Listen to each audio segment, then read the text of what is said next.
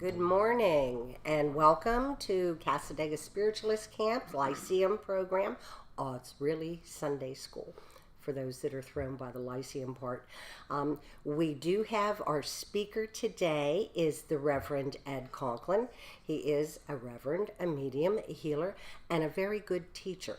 So I think you're going to enjoy the program today. Please warmly welcome Reverend Ed Conklin. All right, thank you. Thank you. Thank all of you this morning. Before we get started, I want to give a shout out to a Miss Jadine Johnson, who lives in Jacksonville, Illinois. She used to live around here, and she used to come to the services pretty regularly. I've spoken with her on the phone. I've done a reading for her and so on, but she just wanted to let me know she'll be watching today. So thank you so much, Jadine. I think I've mentioned this before the last time I spoke. Anyone know what the word Lyceum means? You're at a Lyceum.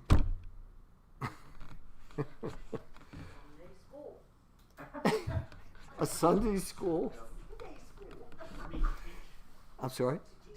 Yeah, it's a teach. Actually, it goes back pre-Christian. Outside of Athens, there was a grove of trees. I'm not sure if it was oak trees or olive trees, some kind of trees out there. But there, Socrates would meet Plato, Aristotle, and they would speak about philosophical things. It was a place in honor of the god Apollo, the sun god of illumination. So connected with that was a place of illumination for the early Greek philosophers there. Okay, today my topic is going to be on mediumship abilities. I'll start off with a little kind of a dry humor joke, but it seems like a professional medium who was height challenged wound up in prison. She escaped, and they put out an all-points bulletin. The bulletin read, small, medium, at large. All right. Now that I got you in a good humor. What is a medium? Can someone tell me? I guess it's very evident. Most of you know what a medium is or what a medium does. Anyone want to volunteer to define it? No. Corey?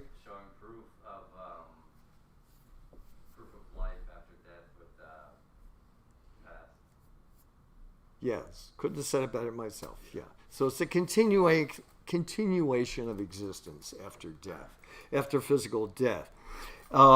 It's someone who can see, well, I think was it a movie or some medium exclaimed, I see dead people. So some people call them spirits. Some call them souls. But whatever they are, they're out there, probably composed of energy, I'm sure. I'll talk about the abilities in just a few minutes, but where do these abilities come from? There's a number of theories. There's probably more than I'm going to talk about here. But a biblical verse, 1 Corinthians chapter 12, verse 7, talks about these spiritual gifts. They come from a spirit or God, and there are 9 abilities altogether. I'm not going to mention all of them, but there's discerning of spirits, there's prophecy, there's wisdom, there's knowledge, there's healing, speaking in tongues, interpretation of tongues. So a number of them, as you can see there. But the discerning of spirits is definitely in there. So it is basically a gift from God in this tradition. Another theory says they come from genetics. And I've seen this over and over again. And some of you may have these abilities based on your family genes, your gene pool there. So I've seen go in families, like the grandfather may have had it or the grandmother, it's passed down. It might skip a generation or two, but it's genetic ability there. So if you don't have the genes, you won't be doing too much of it. As far as genetics too, where did this come from in the environment is that people who had this ability, it mutated in human genes. People who had this ability could sense a saber-toothed tiger out there, for instance, right? And they knew not to go over that way because there was some kind of danger over there. They felt it. And maybe a spirit told them at the time as well. So those who had this ability survived. Those who didn't got gobbled up by the saber-toothed tiger, unfortunately. Another area these abilities could come from is karma. Karma is the law of cause and effect. What goes around comes around. And I've seen this quite often as well. So the individual may have practiced something like this in the past.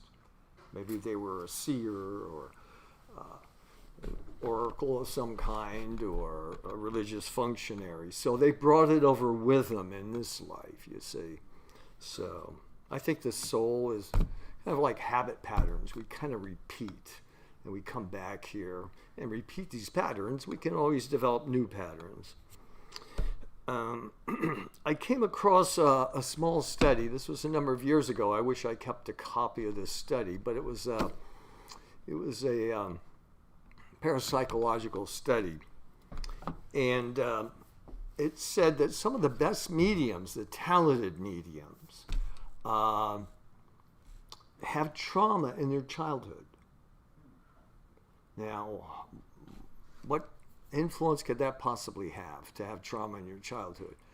Well, something develops at that time, or can develop at any time as an adult. But what happens is a dissociation disorder sets in. In other words, there's something so traumatic, you can't deal with it. So what do? You step back from it. You see? Psychologically, you step back from it. So that's what mediumship is, basically, is a dissociation, a disorder, but a mild one, fortunately. So, yeah, and then you're not really, a medium is not really there when they're doing the reading. I mean, they are there, but a part of them is tuning into energies or spirits, okay? So they're only partially there. So that's a dissociation right there. So, okay. Many of you, I know, read books. I used to read books on mediumship development, take classes. But if you don't have an influence from one of these three areas, you're not going to get very far. It has to be genetic, it has to be karmic, it has to be a gift from some supernatural deity. So you can add to your ability a little bit by reading and going to classes and so on. But if you don't have this innate ability to bring out, you're just not going to do it. I've been here since quite a while, the 90s, and about 92 or so.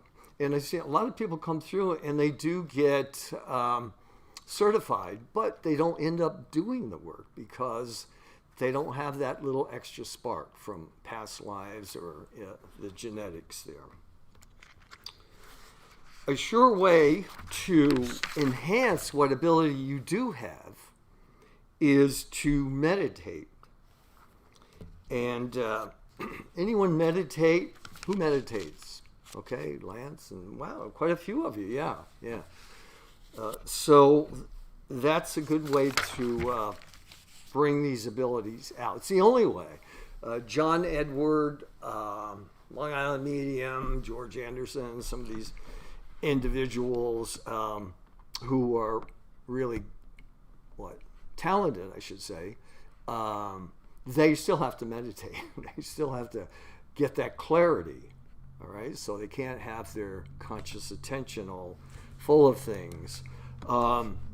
It's a good idea to, there's different kinds of meditations. I won't go into that. It's too broad a field.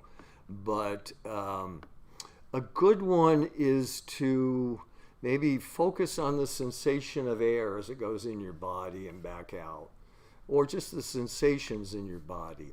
So what you're doing is you're taking sensation or attention away from sensations outside of you, like seeing and hearing. You're in a quiet place.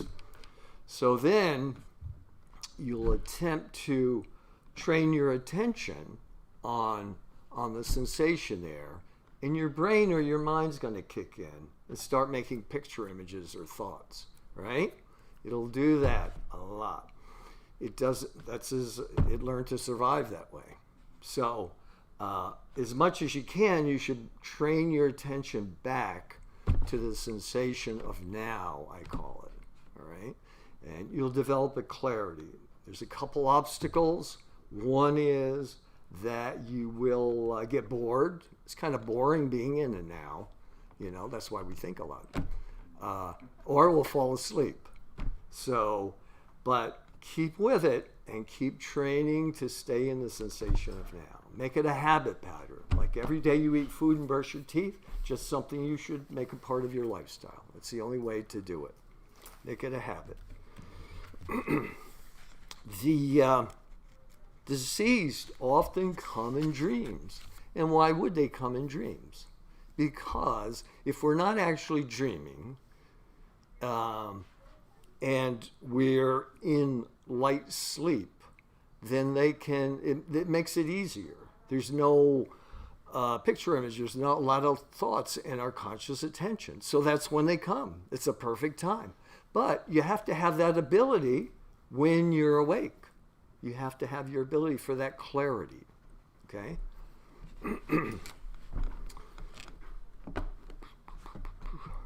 Yeah, it makes it easier for spirits or souls to communicate at that time. Now, as far as these abilities are concerned, mediumship abilities, there's all the clairs, not eclairs, but all the clairs, the clear, the French word for clear. Clairvoyance is clear seeing, so the medium would rely on images. Images. I feel a little uncomfortable if I don't see things, so I liked clairvoyance there. It's very convincing. The other clair is clairaudience, so that's clear hearing. Sometimes you'll hear things not audibly, although once in a while it does happen audibly, but it's more like a thought, but like in a little short sentence or word or something like that. I was doing a reading one day, and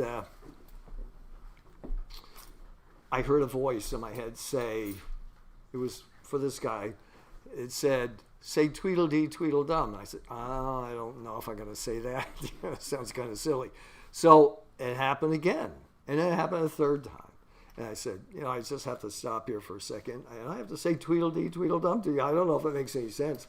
And that was his friend. They'd get in a sticky situation, and his friend would always say that. And his friend had passed away, a short time before. So it was very convincing for him.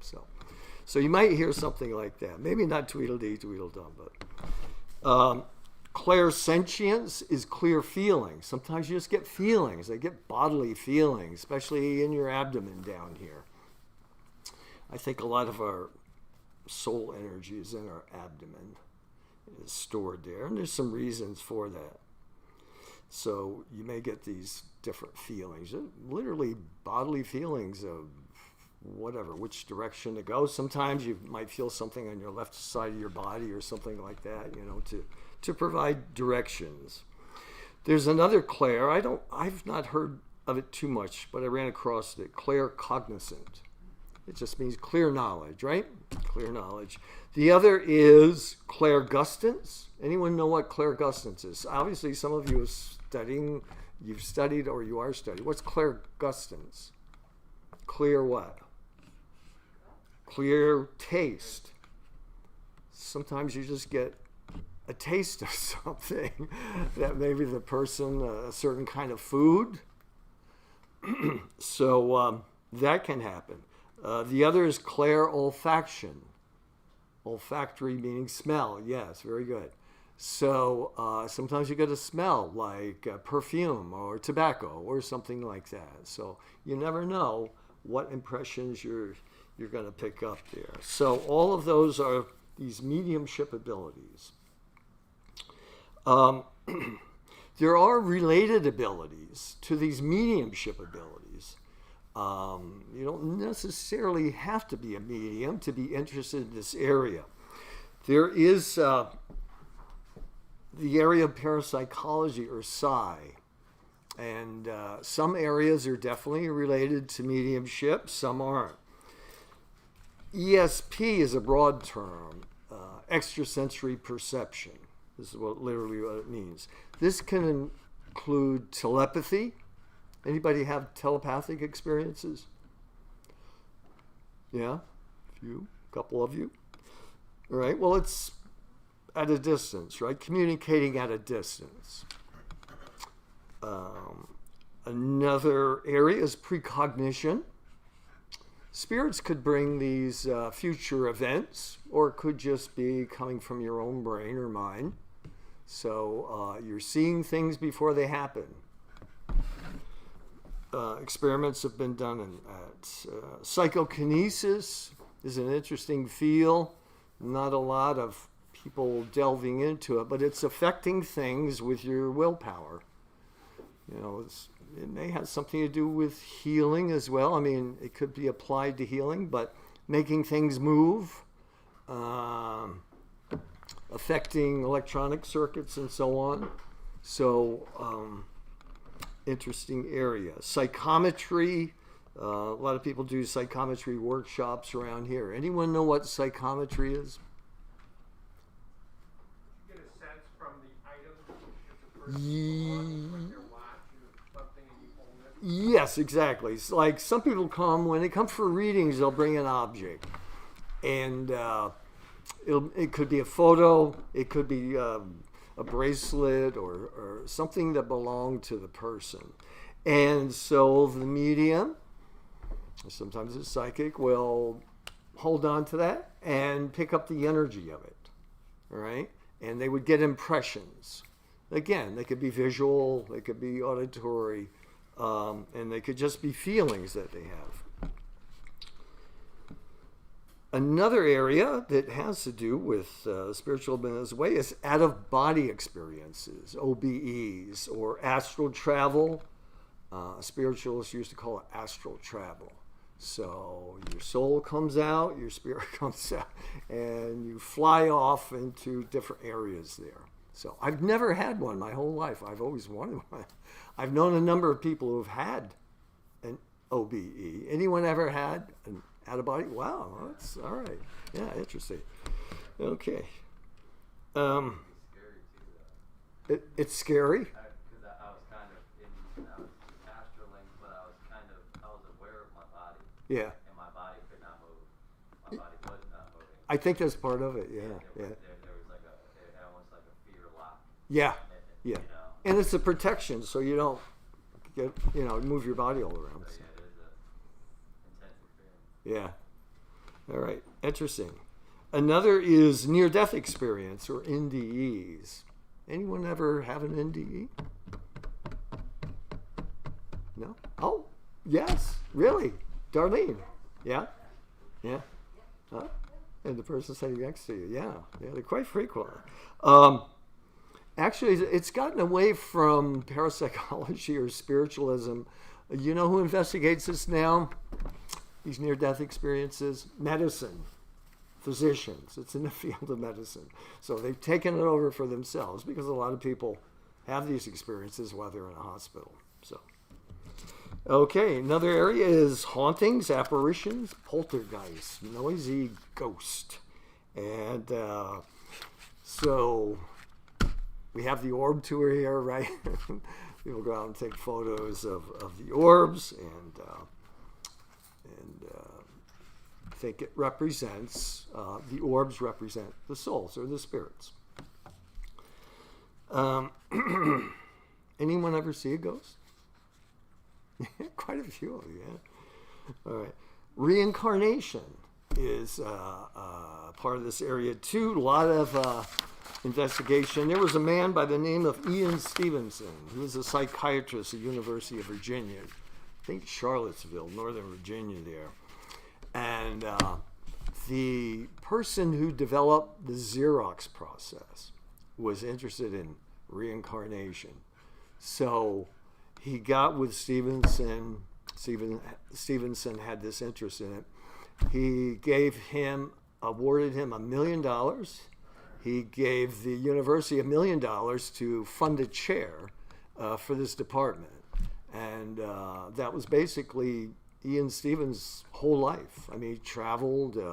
He had people helping him out who did research on these individuals who claimed as children. Sometimes they were children. Sometimes they were later as adults. But he's got like a collection of cases. It's like an encyclopedia. So lot of information. And he was always careful about it, though. He said it suggests reincarnation. He didn't say it was proof. So he leaves it up to the individual. Is there reincarnation, or is it just a one-way trip here, do you think? Reincarnation. Yeah. I didn't think so. I was against it. I said, oh, it can't be. I was biological and psychological. So that's superstition. But, once you start running into these things through a workshop or your own meditative recall, it's very convincing. So, yeah, spirit guides can come through as well and show these past lives. I find regular relatives and friends, spirits, cannot show past lives. They don't have the ability to do that. So someone, a spirit guide is someone not related to you who is interested in your spiritual development. So they may come through and show these past lives, right? And the person has to relate with what's being brought through as well. You just can't say, well, you were Cleopatra or King Tut or something like that. You could, it would be silly. So you have to relate with it. You have to see a connection there, something you do in this life that's related to what's coming through. The other one, I'll end up with this. It's kind of related to mediumship, not so much though. It's called remote viewing. Some of you have heard. I see you're shaking your heads. So the military, the CIA, they had a program going for about 21, 22 years, I think. They say they discontinued it. They cut the funding on it, but it still goes on. It still goes on under other names there. I did have a student in one of my classes, and he was in the military. He was at what would you call them? They were collecting information. It was a U.S. Military site, a base in Japan. So they would listen in on Russia, China, and that kind of thing. So he walked into this facility, and I guess he was halfway up in the chain of command there. And he looks on the wall, and there's a cutout of Mickey Mouse. I think it was Donald Duck, maybe Pluto, I'm not sure. But he was like shocked. He was, what's that doing? This is an official military post here. What's going on? And he was told that's to protect the what they were doing from the remote viewers. Because the remote viewers would like focus in on that, on the base there, to find out what's going on. So if they saw these cartoon characters, they were thinking, hey, this can't be, this can't be the right place here. So it does go on. I worked with a lady, she worked for the French government. She lived in Morocco, and she did remote viewing and got paid a hefty sum for it, I'm sure. So, okay, well, that's the discussion on mediumship abilities. Any questions, any comments? Yes, sir. Lance. So, going back to where you started, where you were discussing where this ability may come from, and whether Yes. it's genetic or some other trauma or something that would go on, isn't it all maybe possible, I guess everything's possible, but that we're all wired to have it. So we may have the predisposition to have it, but that we've not, for whatever reason, it's not been turned on, it's not been switched on. Yeah, and I suppose like there is a classification of spontaneous experiences, spontaneous ESP, spontaneous mediumship. You know, it comes, it's turned on, like you say, for a brief, short time, but it doesn't last. Like, I guess the difference would be the ability to turn it on or off, right? That's lacking in most people. But yeah, so there's probably some glimmer there as to how far it can be developed. Like we can all probably learn to play chopsticks or play something on a piano, but we're never going to get to Carnegie Hall, you know? It's just not going to happen, even though we have the potential. So, yes, Corey.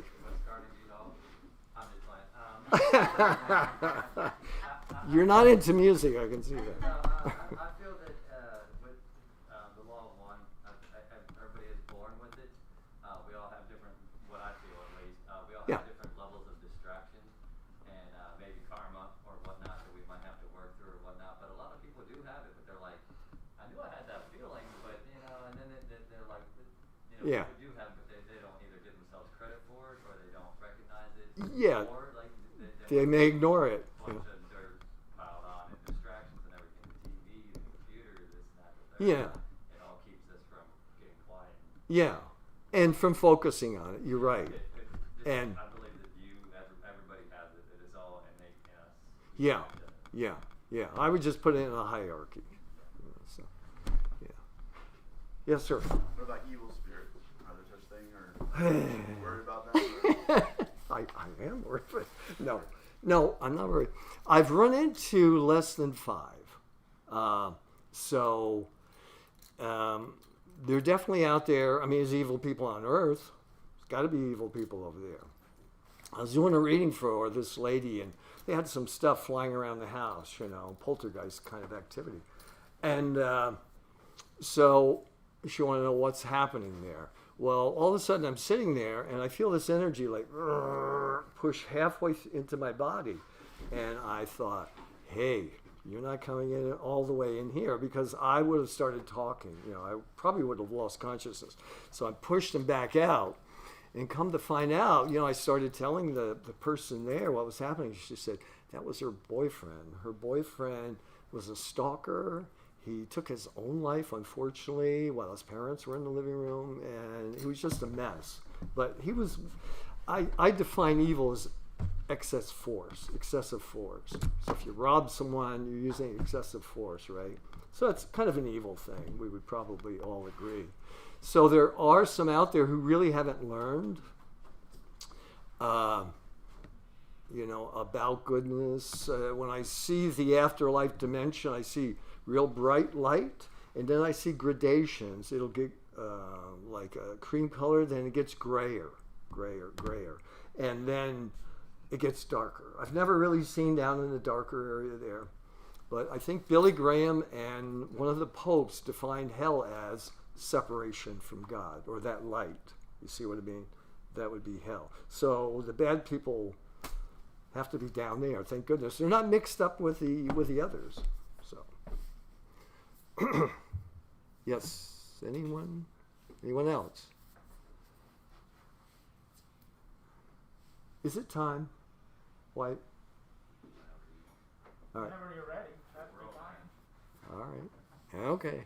John, did you have a question or a comment? No? You're kind of quiet this morning. How you doing today? All right. I was thinking, I wonder if you have a choice, like when you pass away, I wonder if you have a choice to come back, or God makes you come back, or something like this. You know, you ever talk to anybody about that? But I always think if when I die, Yeah. up in heaven, and they ask me to come back, I'm going to ask them, no, I don't want to come back. I'm with you. I don't want to come back, but yeah. I wonder if I have a choice, Yeah, well, I don't know how much reading you've done in near-death experiences, but some people, after they leave their body, maybe if they have a family or something, they don't want to leave them on Earth. So So they're drawn back that way, or they're told it's not your time. You got to go back. So I had a vision one time. I saw myself 300 years in the future, being reborn in the country of France, in Paris of all places. So I don't know if that's the one after this lifetime. Then at least I get 300 years rest over there. So that'll be good. Yeah, Lance. When you talk, going back to when you were speaking about when you were around that individual and you felt the darkness Yes. come at you. Uh-huh. Where are you in this whole sort of thought of manifestation? For example, that individual was manifesting that darkness around them. They attributed it to something else and somebody else. Yeah. It was their own spiritual will that was manifesting through their thoughts and through their design, as opposed to being brought upon them from an outside force. Well, that energy that went halfway into my body was not from that person there for a reading. I mean, that was an entity. Yeah. So, and I've seen, I've had a couple more. One was a nature spirit. It was a little bit negative. I would go down and pull some of the kudzu vines down the woods there. But to keep it from climbing all over the other trees, right? So, first couple days I did that, and I came back. One night I had a dream, a very vivid dream of a big, like, greenish cloud hovering over me, So I felt, it's a little negative there. It was a little intimidating. So I took it as, do not pull any more kudzu vines down there. So I didn't do it. Another time I had my grandson claim there was something not good in his room. So I visited my daughter in West Palm, and we slept in his bunk beds there. And sure enough, it was kind of funny.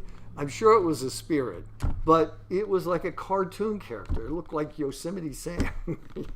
But it was a little negative. I could see where it would scare a little kid. It wasn't super evil or anything like that, but definitely a little negative. So they're out there. I mean, they're here. They got to be out there. So they just haven't learned. Is the thing. So. Do you teach mediumship? Do I teach it? I have. I've taught meditation. Yeah, I don't think you can really teach it, although a lot of teachers. But they can bring out what's within you. Yeah. So I'm involved in something else. The past 5 years, I've been into writing, and I got about 13 books on Amazon. So that's taken a lot of my time. Yes. Anyone else? Is that it? You ready to go on? Yeah? Okay. Well, thank you for your attendance today. Okay. Thank you very much. Yeah.